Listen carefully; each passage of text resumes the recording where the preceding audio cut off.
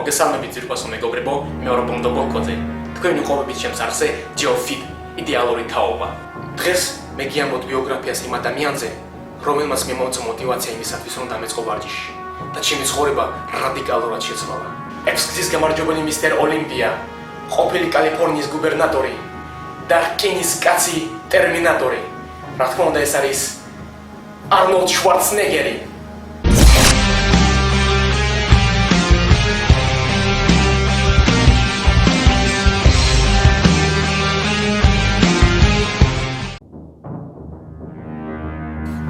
არნოლდ შვარცენეგერი დაიბადა 30 ივლისს 1947 წელს ავსტრიაში, სოფელ ტალში.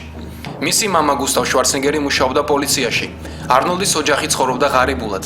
როგორც შვარცენეგერი ამბობს, მისი ყველაზე ნათელი მოგონება იყო, როდესაც ოჯახში შეიძინეს მაცივარი. კაცრი მამის გავლენით არნოლდი ბავშვობაში ჩაეწერა ფეხბურთში, მაგრამ 14 წლის ასაკში მან აირჩია კულტურიზმი. დიდი გავლენა მასზე მოახდინა იმ დროის ცნობილმა ბოდიბილდერმა, რეკ პარკმა, რომელიც ასრულებდა გერაკლის როლებს ფილმებში. არნოლდის მშობლები იყვნენ შეშფოთებული იმის გამო, რომ მათი შვილის ოთახში იყო გამოკრული ნახევრად გაშიშვლებული მამაკაცების პლაკატები, ანუ ბოდიბილდერების.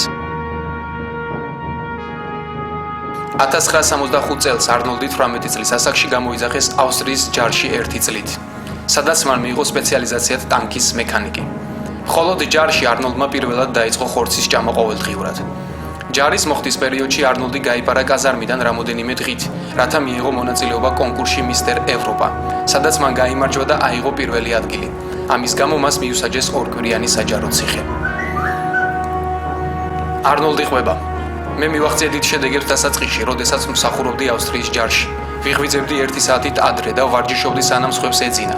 ვარჯიშებისათვის მე ვიყენებდი ტანკის ნაწილებს. როდესაც სრულდებოდა დღიური საჯარო სწავლება, დაძინებდნენ მე კიდევ 1 საათს ვუთმობდი ვარჯიშს. ვერ წარმოვიდგენ იმაზე რთულ სავარჯიშო პირობებს, როგორიც გავიარე მე და ამიტომ ვამბობ, რომ დროისა და ძალის მოსაპოვებლად ვარჯიშებისათვის უნდა გქონდეთ ძლიერი мотивация და სურვილი. ნამდვილი ატლეტი ყოველთვის ნებისმიერ პირობებში მოინახულებს დროსა და სავარჯიშო ადგილს.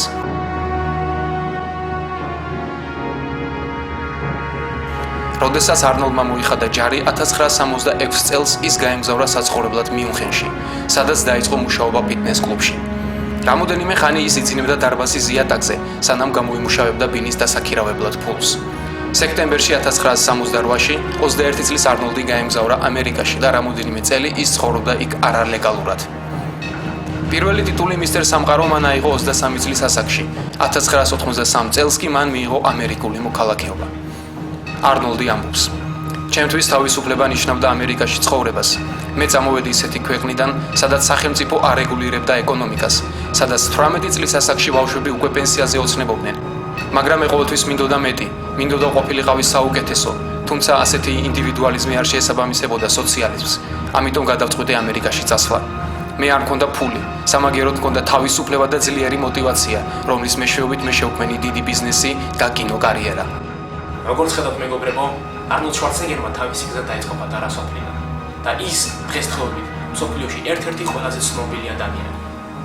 და რა თქმა უნდა, ყველაფრის მიზეზი იყო ის, რომ მას გააჩნდა უძლიერესი мотивация. ეხლა კი უნდა დაგემშვიდობოთ, თქვენთან იყო ბონდო ბოლკოზე. დააჭერეთ ლაიქს და გამოიწერეთ ჩემი გვერდი. მომავალში ხვდებით.